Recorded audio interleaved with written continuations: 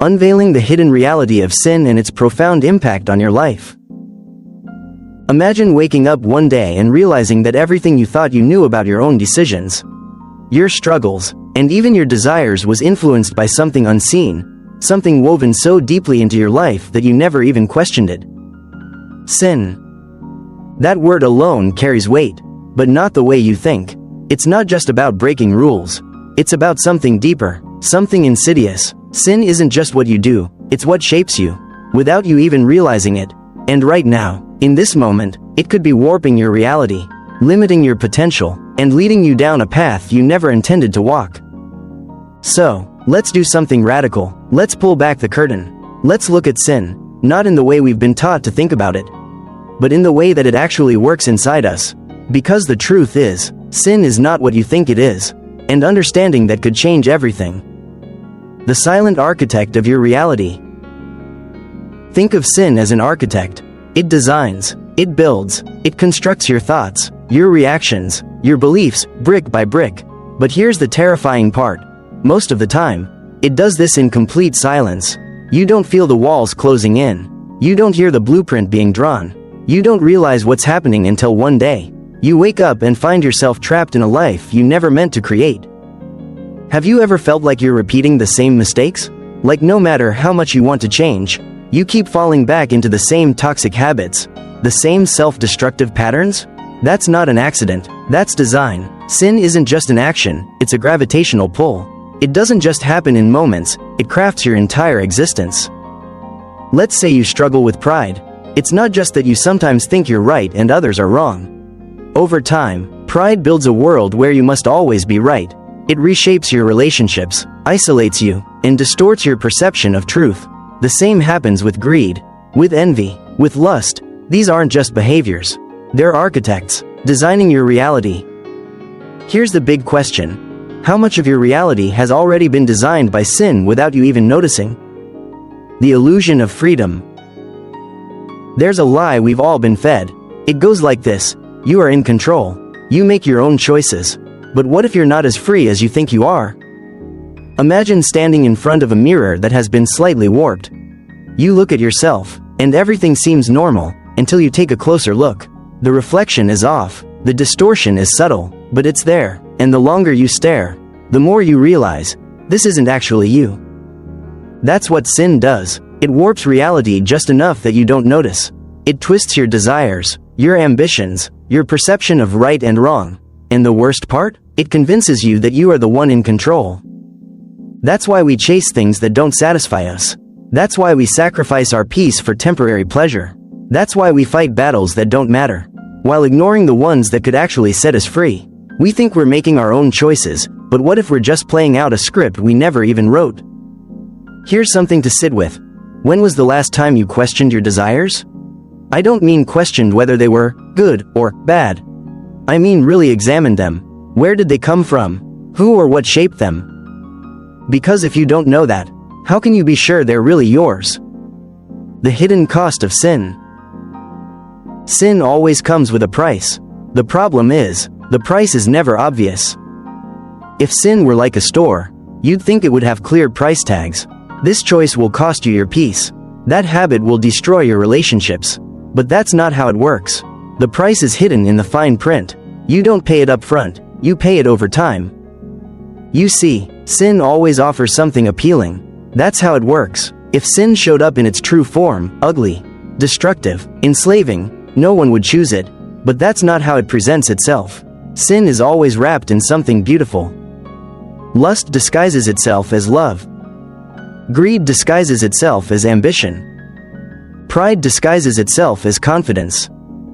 Envy disguises itself as motivation. And so we take the bait, unaware of the cost. We chase after things, thinking they'll make us happy, only to find ourselves emptier than before. The real cost of sin isn't just what it takes from you, it's what it convinces you to give up willingly. Have you ever looked back on a decision and thought, why did I do that? Why did I throw away something valuable for something that never truly satisfied me? That's sin at work. It makes the trade seem worth it in the moment, only for you to realize later that you've been robbed. But here's the good news. If you can see it, you can fight it. The escape you didn't see coming. Most people think the opposite of sin is just being good. They think the way to escape is through sheer willpower, trying harder, being better, making more moral choices, but that's not the way out. The way out is not more effort. The way out is truth. Sin thrives in darkness. It survives by staying hidden, by keeping you unaware of its influence. But the moment you bring it into the light, when you start seeing the patterns, when you start recognizing the lies, it begins to lose its power. Think about it. Have you ever had a moment where you suddenly saw something clearly, something that had been affecting you for years? Maybe it was a toxic relationship. Maybe it was a destructive habit. Maybe it was a belief about yourself that had been holding you back. In that moment, you didn't need anyone to tell you what to do. The moment you saw the truth, you already knew. That's the key. You don't need more self-discipline. You need clarity. You need to see sin for what it is, not just as something you do, but as something that shapes you. And once you see it, you'll never be able to unsee it. So here's my challenge to you. Take one area of your life, one struggle, one recurring issue, and ask yourself, what if I've been looking at this the wrong way? What if this isn't just a personal struggle, but a symptom of something deeper? And if that's true, what am I really fighting against?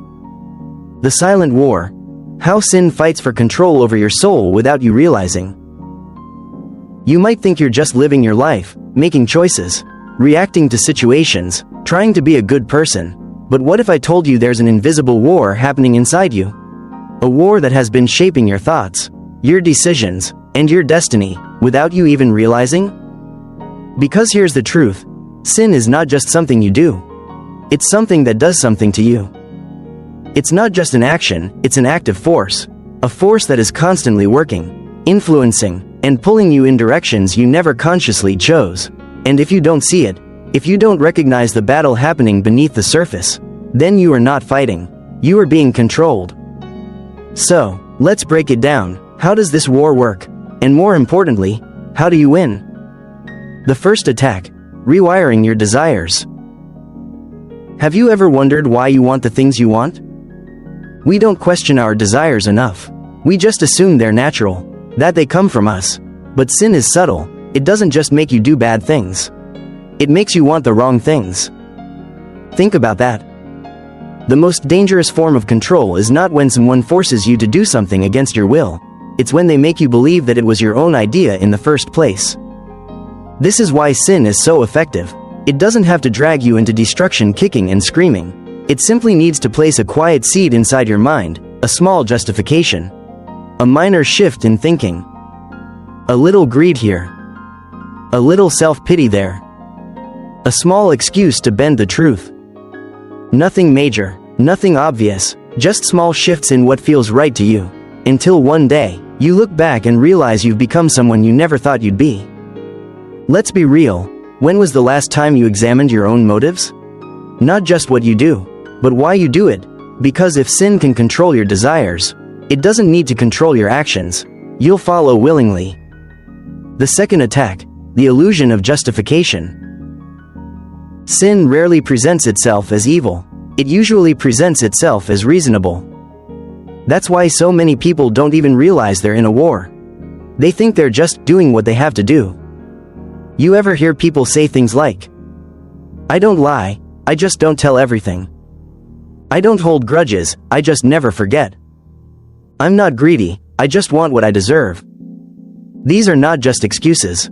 They are carefully designed deceptions that keep you trapped in a cycle of justifying your actions.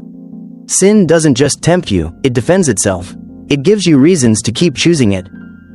And before you know it, you're not just falling into sin, you're protecting it. Think about the last time you did something you weren't proud of. Now be brutally honest with yourself. Did you justify it? Did you tell yourself it was necessary? Because that's the real danger. Sin convinces you that it's the right choice. And the moment you start believing that, you stop resisting. The third attack: numbing your awareness. Here's the scariest part. The longer you live with sin, the less you notice it. The first time you cross a line, you feel it. You feel the weight of your actions, the guilt, the discomfort. That's your soul trying to warn you. But what happens when you ignore it? The voice gets quieter, the discomfort fades, you get used to it, and suddenly, What once felt wrong starts feeling normal. Sin doesn't destroy you all at once. It does it gradually, step by step, one compromised decision at a time, until you no longer recognize how far you've drifted. Have you ever looked at your life and thought, how did I get here? When did I become this person? If so, that's proof of the war. Because battles aren't won or lost in a single moment, they are decided in the accumulation of small, daily choices. So, here's the real question. What have you stopped noticing? What do you tolerate now that you once knew was wrong? Because whatever that is, it's where the war is being fought. How to win the war. If sin is constantly shaping your desires, justifying itself, and numbing your awareness, how do you break free? The answer is not willpower. Willpower might work for a while, but it's exhausting. If you try to resist sin purely through your own strength, you will eventually lose. Because the battle is not just about what you do, it's about who you are. And the only way to truly win is to shift your identity. Instead of trying to fight every individual sin, you need to ask a deeper question: who am I becoming? Because at the end of the day, your actions will always follow your identity. If you see yourself as someone who deserves revenge, you will never truly forgive. If you see yourself as someone who is owed more, you will never escape greed. If you see yourself as someone who is beyond help, you will never change. But what if you started seeing yourself differently? What if you stopped trying to manage sin and instead started transforming from the inside out? What if you shifted your focus from avoiding bad things to pursuing what is truly good? Because here's the truth: sin is not just about doing wrong. It's about losing sight of what is truly right. The real enemy is not just evil, it's the distraction from what is eternal. That's why every great story in history is not just about fighting darkness, it's about rediscovering light. So let's make it personal. Right now, in this moment, ask yourself, what is one area of my life where I've allowed sin to redefine my desires? Where have I justified something that I know deep down is wrong? What have I stopped noticing that I used to care about? Because if you can identify where the battle is happening, you can finally start fighting back. But here's the catch: you can't fight alone. The reason most people lose this war is because they think they can do it in isolation. But isolation is the enemy's greatest weapon. If sin can keep you struggling in secret, it will always have the upper hand. You need truth, you need community, you need to step into the light and refuse to let shame keep you silent. Because the moment you expose sin, it loses its power. So, what's the next move? Are you willing to see the war for what it really is? Are you willing to face the uncomfortable truths about yourself? Are you willing to change, not just your behavior, but your entire identity? Because the next step is the most important of all. The next step is freedom. The final battle, breaking free from the chains of sin and reclaiming your true identity. If you've made it this far, then something inside you is already awakening. Maybe it's a realization that you've been living in a war you didn't even know existed. Maybe it's an unsettling awareness that sin has shaped more of your life than you thought. Or maybe it's something deeper, a feeling that you were never meant to live this way. Because the truth is, you weren't. You were never meant to be trapped.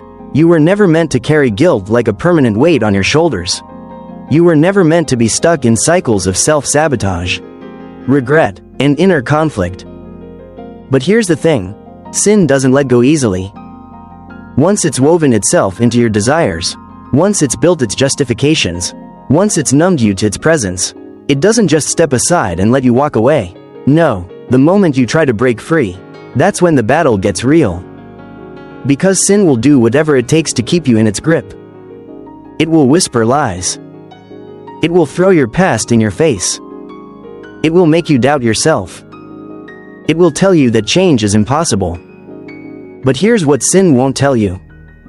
You are stronger than you think. You are not defined by your past. You are not alone in this fight. And most importantly, you can break free. The chain reaction of sin. Before we talk about how to escape, let's expose one last trick that sin uses to keep you stuck: the chain reaction effect. Sin is never just about you. It spreads. A father's anger becomes his child's trauma. A single lie turns into years of deception. One compromise leads to another, until you don't even recognize who you've become. This is why sin feels so impossible to escape. It's not just about stopping one bad habit. It's about breaking an entire cycle. And cycles are hard to break. Because even if you stop sinning outwardly, what about the damage that's already been done? What about the relationships that have already been broken? What about the years you feel you've wasted? Sin will use that against you. It will tell you that it's too late, that the past cannot be undone, that even if you change now, the damage has already been done. But that is the biggest lie of all. Because the truth is, redemption is real. Breaking free. The 3 keys to reclaiming your identity. If you're serious about breaking free, if you want to walk away from the chains that have held you back for too long, then listen carefully. There are 3 things you must do, and if you do them, not just think about them, not just consider them, but truly commit to them, then your life will change forever. Key number 1. Expose the lie and replace it with truth.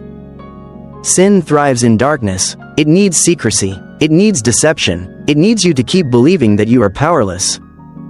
So the first thing you must do? Expose it. Be brutally honest with yourself. Call out the lies you've been believing. Stop justifying the things that have been holding you back. If you've been telling yourself, "This is just who I am," challenge that. If you've been telling yourself, "I'll never change," reject that. If you've been telling yourself, "It's too late," shatter that lie. And don't just remove the lie, replace it with truth. Instead of saying, "This is just who I am," say, "I am becoming who I was meant to be." Instead of saying, "I'll never change," say, "Change is happening in me right now." Instead of saying, "It's too late," say, "Every day is a new chance to rewrite my story." Because if you don't rewrite your inner dialogue, sin will keep whispering in the silence. Key number 2. Step into the light, no more hiding. This is the hardest step, because it means bringing everything into the open. Sin wants you to keep struggling alone. It wants you to stay trapped in your own mind, isolated, ashamed. So here's what you must do. Step into the light. Confess, not just in your own thoughts, not just in private prayers, but to someone who can walk with you, a friend, a mentor, a community. Because sin loses its power the moment it is exposed. The things you are most afraid to admit, those are the things you must bring into the light. Because if you don't, they will control you forever. And listen, this isn't about shaming yourself. This isn't about condemnation. This is about freedom. Sin wants you to believe that confession leads to judgment, but the truth is, confession leads to healing. There is no healing in secrecy. There is no transformation in isolation. There is no freedom in hiding.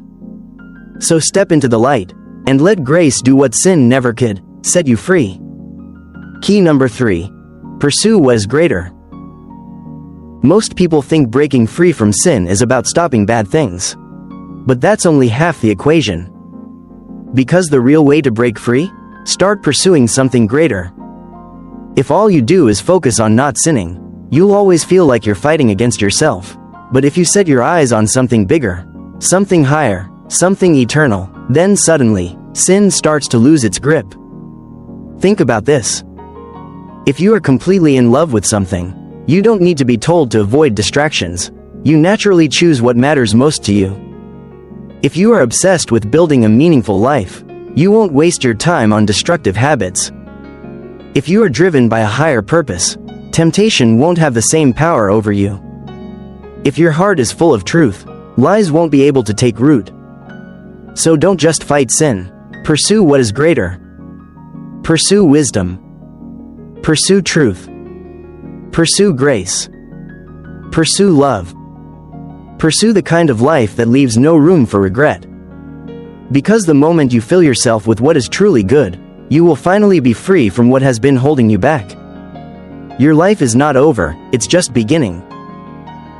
So now, the final question. Are you ready to break free?